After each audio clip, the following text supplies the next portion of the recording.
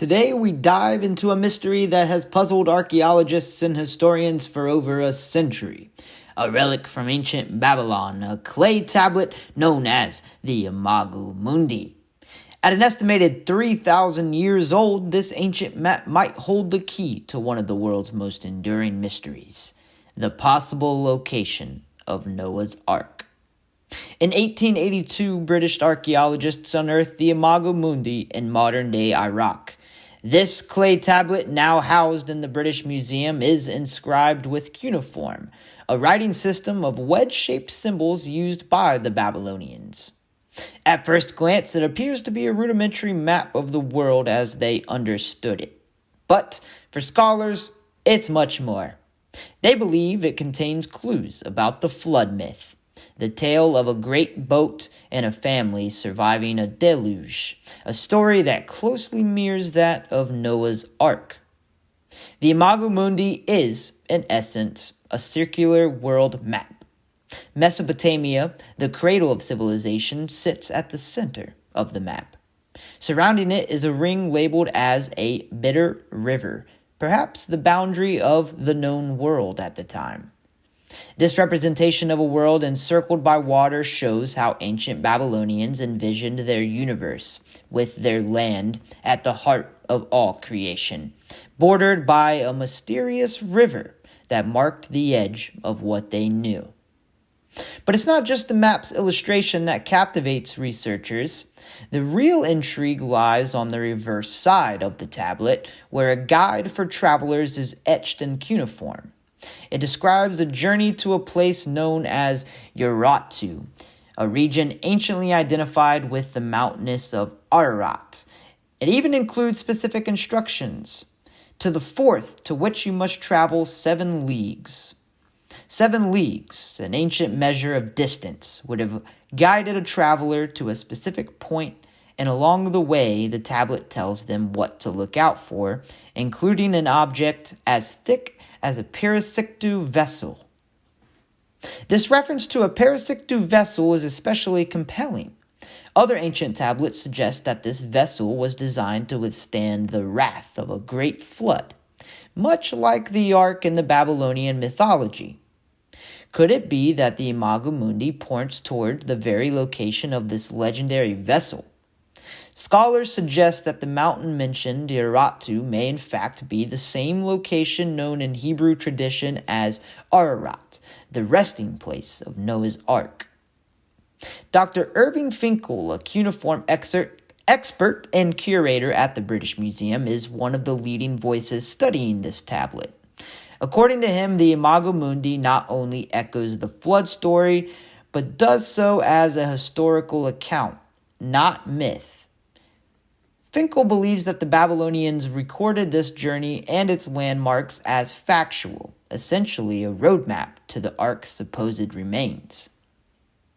At the top and the back of the Imago Mundi are additional inscriptions, and these passages are something of a key for interpreting the map. 8 triangular symbols on the tablet represent mountains which guide the scribes in detail. These correspond to actual geographical features leading travelers to the ancient land of Urartu, where they would have seen what Dr. Finkel describes as the wooden ribs of a vessel on the mountain, a scene that mirrors the Bible's description of Noah's Ark. The story doesn't end there.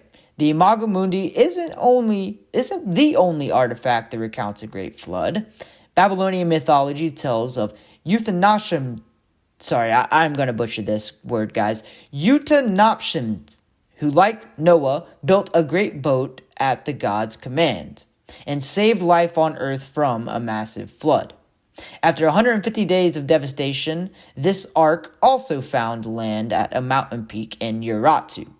The parallels between these two stories are striking, and scholars continue to debate whether one inspired the other.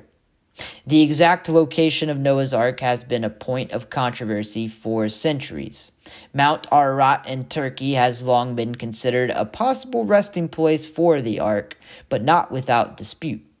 Some geologists and historians like Andrew Snelling argue that Ararat itself may not be the Ark's final resting place because they believe the mountain did not exist until after the flood had receded. Snelling's view challenges the assumptions held for centuries and reopens the debate about the Ark's possible location. Meanwhile, a team from Istanbul Technical University has been excavating Mount Ararat and making fascinating discoveries.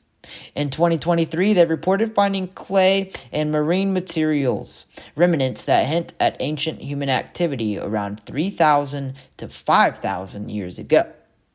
Could this be evidence of a civilization that experienced or recorded a catastrophic flood? While the findings remain speculative, they add weight to the possibility that an ancient vessel did come to rest on Ararat's slopes.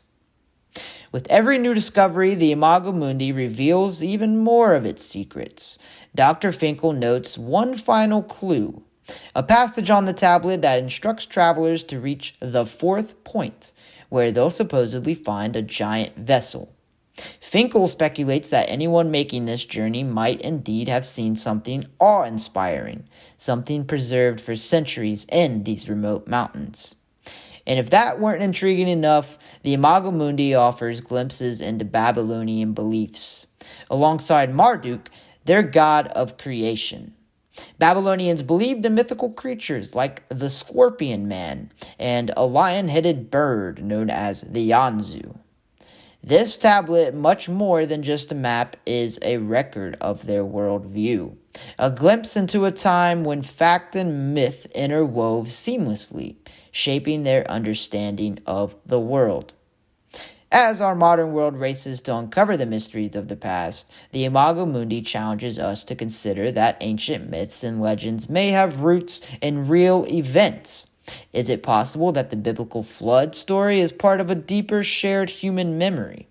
The ancient map known as the Imago Mundi may hold answers that are not yet to be uncovered, waiting for someone, perhaps thousands of years later, to follow its path and see what lies beyond the edge of the known world. And that, ladies and gentlemen, is the incredible story of the world's oldest map, the Imago Mundi. If you enjoyed this journey through ancient history, please be sure to subscribe for more insights into humanity's greatest mysteries. Thank you for watching, and until next time, keep exploring.